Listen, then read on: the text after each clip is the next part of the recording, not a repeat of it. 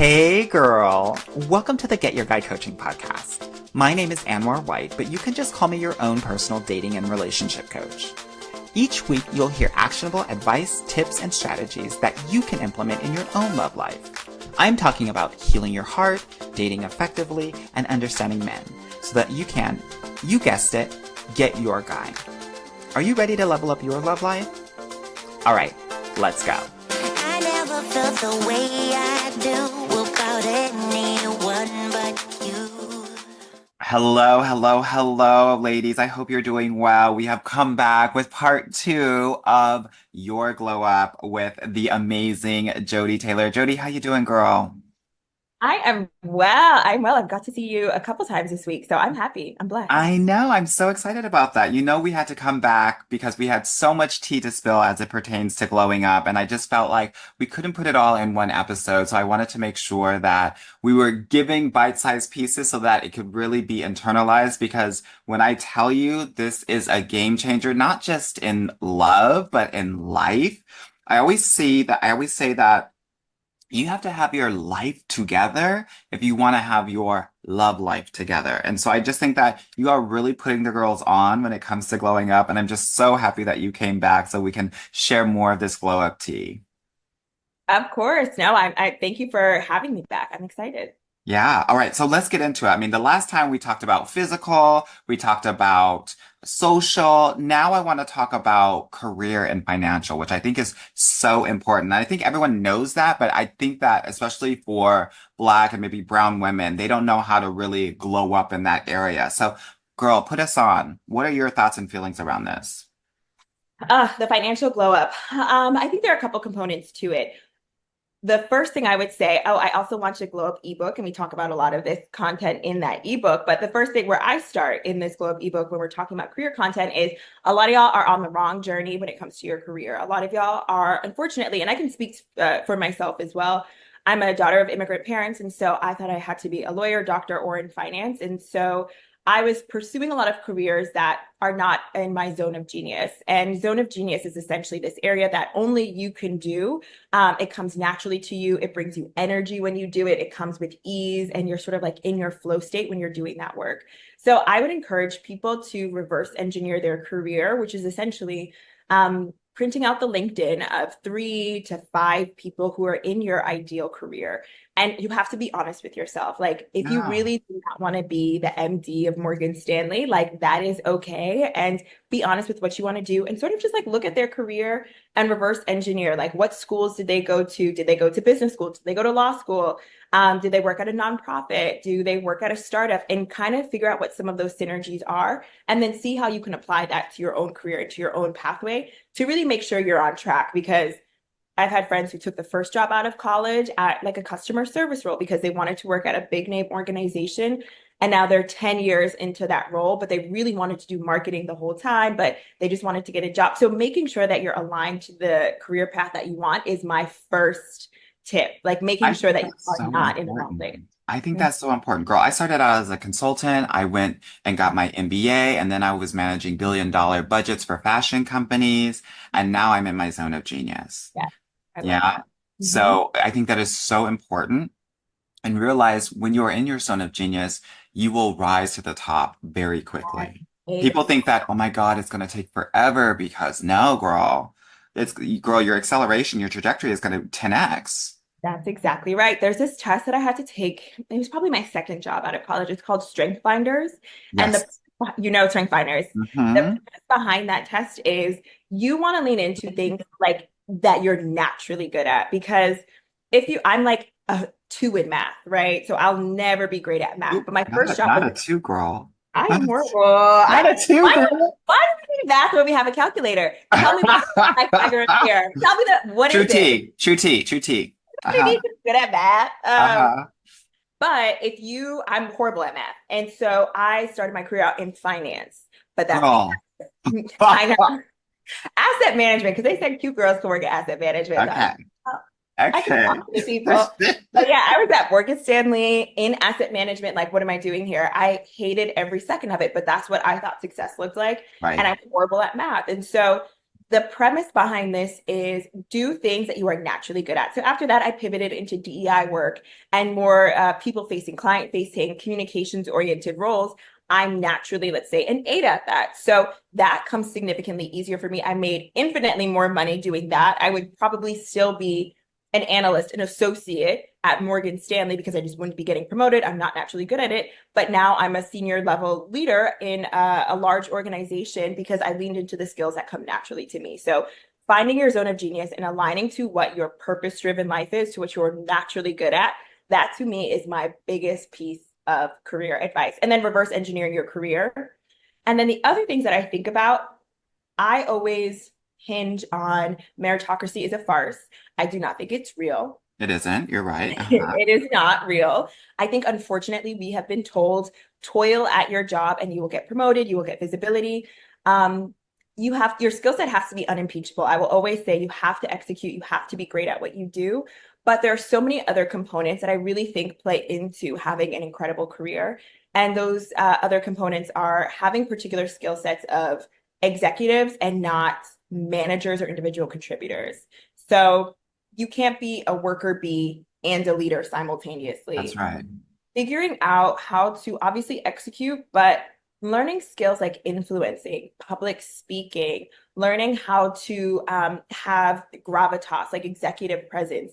Those are the skills of leaders. Leaders are not in the day-to-day trenches. So if you're able to demonstrate those skills earlier in your career, I think that will take you far. Having a board of directors internally and externally, these are people who can advocate for you within your organization. And then So, lastly, I'm sorry, let me just stop you there because when yes, you're talking about gravitas and public speaking, what can the girls do? Because I think that's so important. Everyone's just going to work and coming home and not really thinking about how can I really level up in this way. So what are some places or events or schools or courses that they can take to really level up in those areas? yeah, I would say public speaking is the number one skill that, or just communications generally, if you want to be a senior level executive, particularly in a non-technical role. If you're a software engineer, maybe not, but you can get a lot of those skills by doing things like Toastmasters. So that's an organization where you can, I haven't, I've never been to one, but essentially like these little groups meetings where people can do like small public speaking presentations and then you're coached on it. And it's like in a safe space with a group of maybe like 10 to 15 people. There's also what I also recommend people to do is read. And I'm not saying an audio book, I'm saying reading, because reading, when you're actually reading a book, it helps you understand sentence structure and it helps you with elocution. So don't audiobook, don't podcast, actually read books. That Girl, will don't tell them not to podcast, girl. oh We're on a yeah, sorry. podcast right now. But yes, I In hear you. tandem with a podcast, because some people will swap out, I'll say an audiobook. Some people will swap out a book with an audiobook. It's not the Yeah, same. I So get make it. sure that you're reading.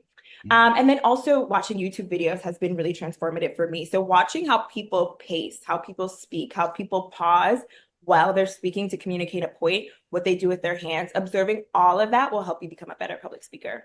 Yeah, I love that. Thank you. What about gravitas? What is that? All right. How do you become that girl if you're not that girl now?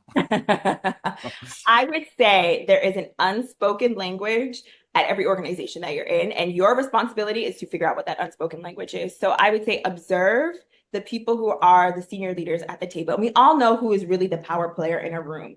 Your greatest asset, I think, in your glow up journey is observation and execution. If you are able to observe the people who are leading the meetings, who people have deference toward, Mhm. watch their patterns, watch how they speak, when they speak, how they move, all of that, and then integrate that into your own sort of way of being. And gravitas is just like executive presence. It's how you hold space in a room, how you present, how you speak, how people engage with you. It's almost like your aura, your executive aura. So being able to observe senior leaders and how they move through spaces, that is going to be your key in figuring out how to emulate the gravitas that is also the currency at your particular organization, because not every organization is the same. Not every organization values the same way of moving throughout a space the same. Yeah, I love that. One of the things that I saw in one of your videos is you were talking about how it is so important when you're trying to get your money up to move roles every 2 to 3 years. Can you talk a little bit about that? Because I think some of the girls are like, if I'm just loyal, kind of like with a man, honey, if I audition, I'm going to get the role. And sometimes it doesn't work like that. Oftentimes it doesn't work like that. It doesn't work like that. Yeah. I hope the pandemic has sort of recalibrated this for a lot of people, the mass layoffs, the working from home, to understand that ultimately we are cogs in a wheel when it comes to this whole career and capitalistic space. So you want to do what is best for you. Do not have more loyalty to an organization than you do yourself. So I am a fan of moving roles every 2 to 3 years. And you know what makes sense for your career. If you're up for a promotion, like usually you want to stay for a promotion or two in order before you move roles. But if you know a promotion is 5, 6 years out, do not stay for it because every time you leave an organization, your pay should increase about 30%.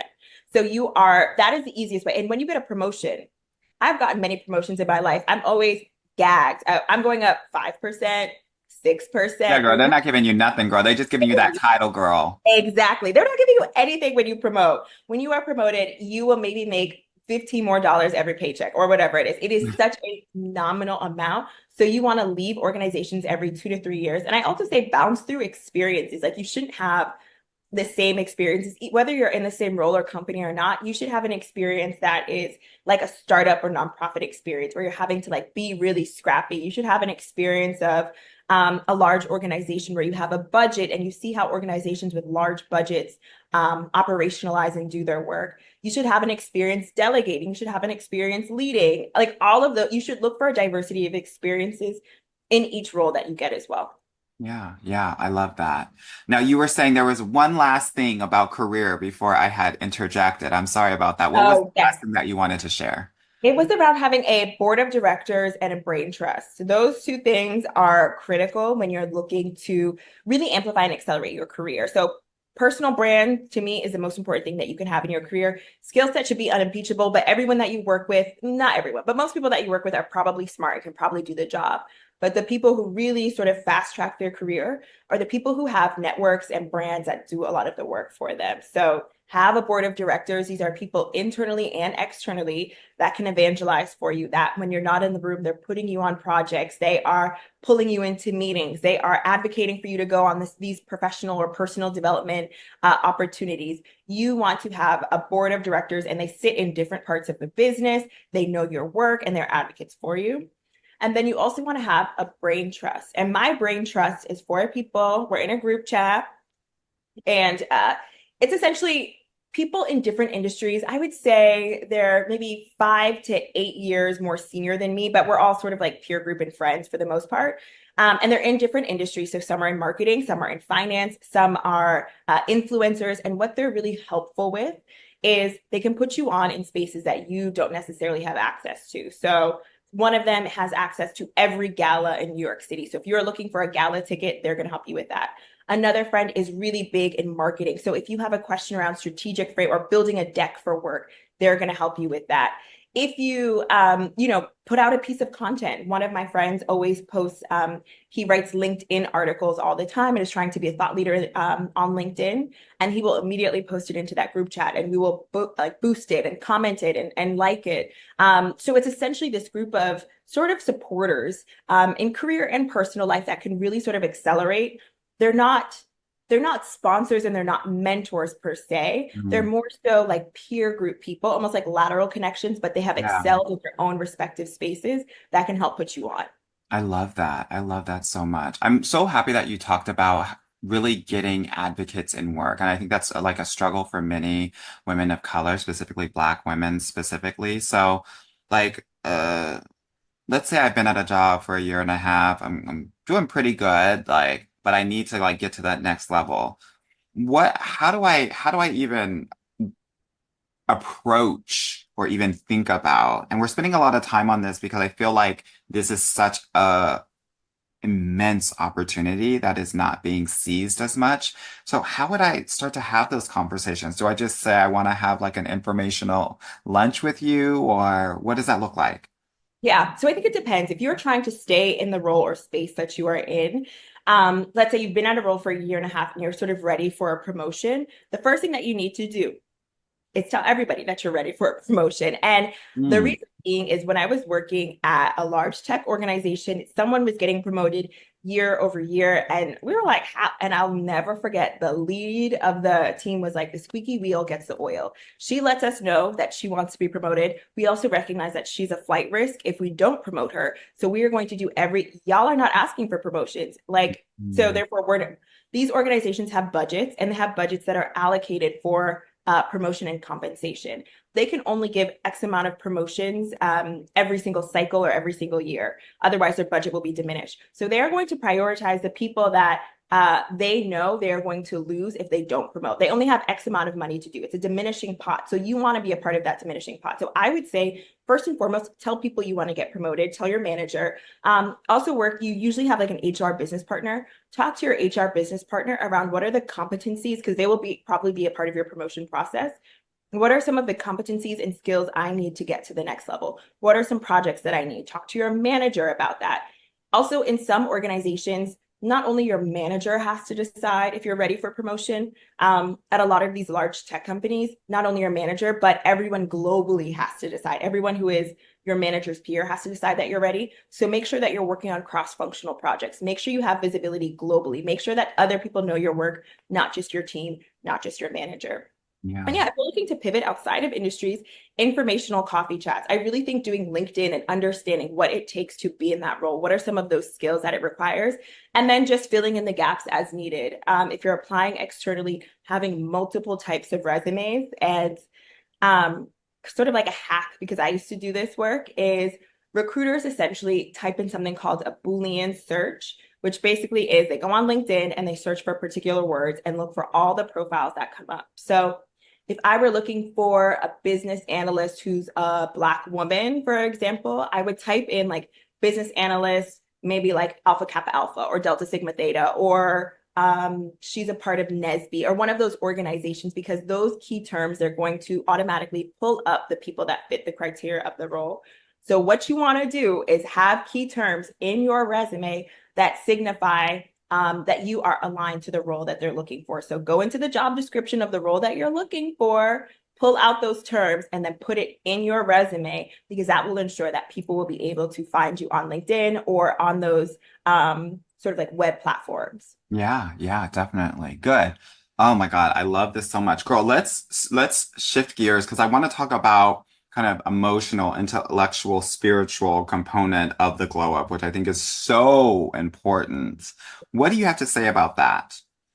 The first things first, go into therapy. That is like my number one tip. Wait, can That we talk about this? Because I feel like there's so many Black women that are in therapy, but like not as many women are talking about it. Many of the girls out there are in therapy, they're just not talking about it, girl. Yeah. I actually don't know anyone who's not in therapy. I genuinely don't have any friends, to my knowledge, who are not in therapy, or I would say like 80% of my friends are in therapy. Everyone is in it. It is life-changing. I would say that was like the premise or the start of my glow up journey. My glow up journey was unintentional by all means, but as I was sort of feeling better and looking, like, that is how my glow up journey started. But it really, the crux, the genesis of it was therapy. And something that my therapist taught me was a body scan. And that to me has been so beneficial.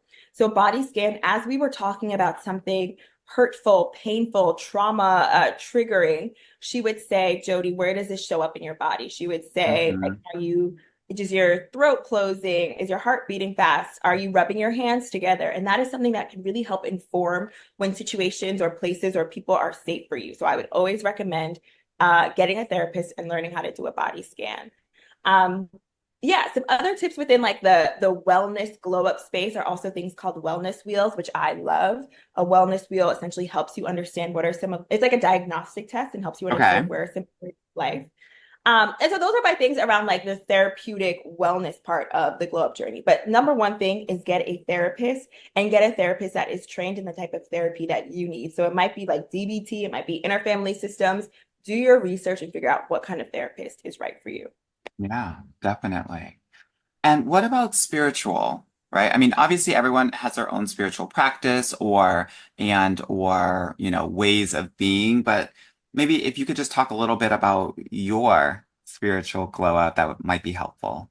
Yeah, of course. I would say for me, I grew up a Christian, but very, very, very, very strict Christian parents in a way that didn't feel completely aligned.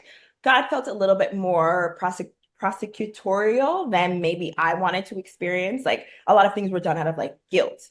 And so I sort of found my way back to Christianity in ways that made sense to me, ways that felt loving and supportive. But generally, whatever your spiritual belief is, I really think that creating a purpose-driven life is the most important thing you can do. I really aligned to that, where I went through a very, very, very difficult time where my dad had passed away in October. Then I went through a breakup in November. Then I was laid off like that January. So it was like back to back. And then other things were happening during that time. But what I had was a more purpose-driven life than just my job or just a relationship. And so when you're aligned to something that is much bigger than yourself, Yes. um, that allows you to sort of it gives you resilience. Like you are not committed to your identity is not centered around a person or a job. Those things are fleeting. Um, they also found in this study that there were sort of like these keys to longevity, and people who live to be octogenarians, so people who live to be over 100, those were the people who had a purpose-driven life. They had something that anchored them. Usually it's volunteering, usually it's Christianity, Yeah. or sort of like religious belief system. It can be your own business and what you're building, but making sure that you have something that anchors you through life storms. That to me is like what spirituality is about. It's something larger than yourself. Yeah, I love that. I love how you just mentioned that because when I think about my great grandmother and my grandmother, my great grandmother lived to be almost 93, 94. My grandmother is currently 93. And my grandmother is on prayer lines from 7 to 10 p.m. every Yep. night.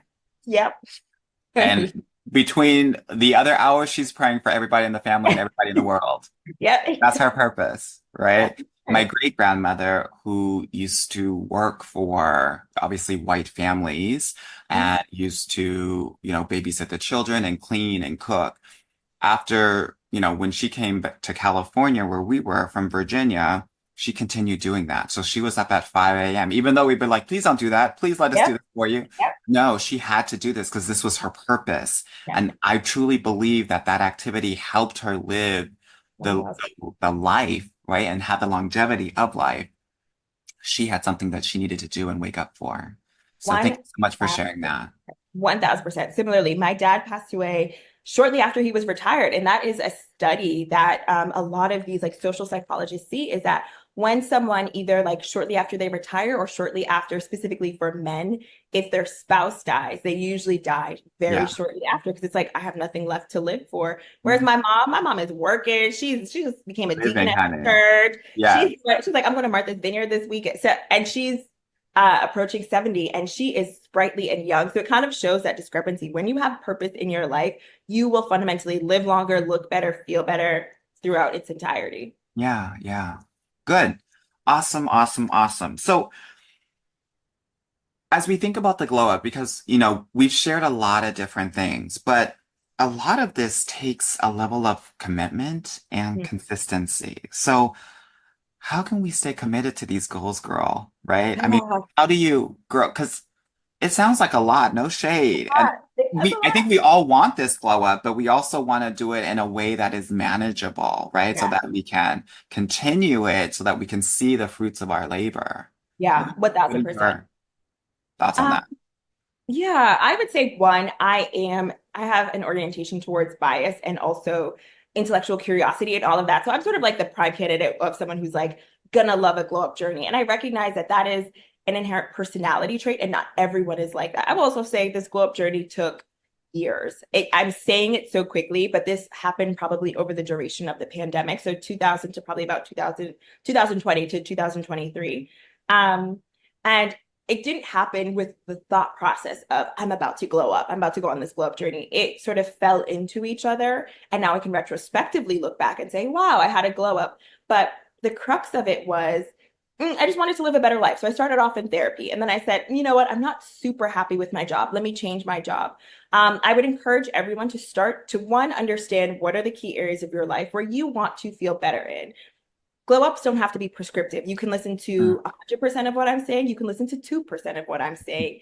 But figure out what works for you. Figure out, like, I'm not feeling great about this part of my life. And here are some steps and some actions that I'm going to take that are authentically aligned to me. mm, Um, on the more like tactical side of things, I usually tell people to start on the physical part of the journey because I do think you begin to beget outcomes quicker and people relate to you quicker. It's almost like a positive feedback loop that happens really quickly, but start wherever it makes sense for you. And I also think you can start foundationally. Like I really started in therapy, and that sort of was the foundation for my glow up, for it not to be superficial or exterior oriented, but for it to really sort of permeate my being. But it requires commitment, but also do what feels good for you. If at any point this glow up starts to feel taxing, starts Yeah. to feel like it's not fun for you, stop or pivot into something else. The entire journey, I was having fun. I loved it. I wasn't doing it for anything other than outside myself. And I just so happened to experience benefits, but I never did anything that didn't feel authentic to me. So if that looks like starting a business and ignoring all of the career climbing ladder advice I just gave, do that. If that looks like moving your body in ways that feel safe and comfortable for you, do that. You can ignore everything that I've said, but the intention behind a glow up is just meeting yourself, meeting your authentic self, and meeting yourself again. And that is it, whatever that looks like for you. I love that you said that because I know that a good number of these listeners are going to be like, okay, I'm going to do two things in physical, two things in social, two things in career, two things in intellect and spiritual, and then get burnt out Yeah. and stop within 3 weeks because they haven't been perfect in each and every one of these things. And what I'm Mhm. hearing you say is, what speaks to you? Let's do Yeah. that. Yeah. And then once we manage that, whatever speaks to you next, let's do that. Yeah. And another thing that I'll add to that is don't have goals, have identity shifts. So a lot of us are like, I need to lose 30 pounds. Don't do that because that's how you get burnt out. You need to instead say, I want to be a person who works out every day. I want to be a person who eats healthy. I want to be a person who takes care of my body. That is so now you're aligning to an identity. So now you become the person who does this because one of two things will happen. Either you lose the 30 pounds and then you're like, okay, I'm over it. Or I've met my goal and now there's nothing left to do. Or secondly, you rush to do this and then you get burnt out and then you stop after 3 weeks and go back into your old habits. So there's a really great book called Atomic Habits by James Clear, and he basically talks about this. And it talks about how to build systems and identities that will help you reach your long-term goals. Don't just say, like, I need to lose 30 pounds. I need to build a capsule wardrobe. I need to get a promotion. Like, that is the quickest way for your goals not to be met. Think about who you want to be. Think about your highest self. What are the behaviors of that person? What are the attributes of that person? And then move into 100%. that. Yeah. And this is something that I think you all can do periodically. So one of the things that I do every year is I create an identity for myself. So this year, his name is Sadat, right? I was named after Anwar Oh, Sadat, I who love was the it. former Egyptian president who tried to create peace in the Middle East. And so this year is about Sadat and what he does and how he lives his life and so like, what does that look like? That looks like he's, solidifying his fluency in languages. He is moving his body every day. He is not in the weeds of the business as much anymore, right? And really getting clear on what that looks like and moving toward it. So I love this advice about identity because to your point, like if I'm focused on losing 30 pounds, then I'm going to be counting every pound and I'm not focused on does it just feel good to me, right? Yes. Does it feel like the future version of myself that I want to be? And continue to be moving forward. So I love that advice so much because I know most of the girls are like what you just described, which is like, here's a goal, here's a goal, Yep. here's a goal. Yep.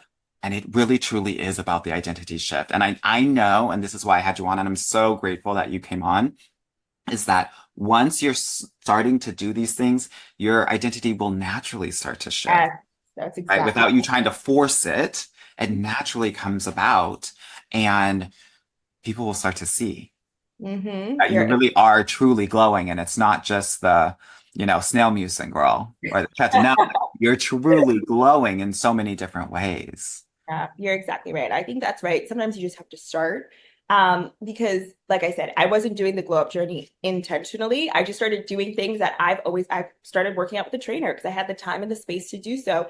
And then people related to me differently. And then that beget like this positive feedback loop where I began to do other things. So just start. Don't I think also some people might have like starters, not remorse, but starters fear where they're like, it's so overwhelming, I'm just not going to do anything. Do one thing and see how it feels. And you'll also see how people relate to you differently and how differently you relate to yourself, and your identity will begin to shift.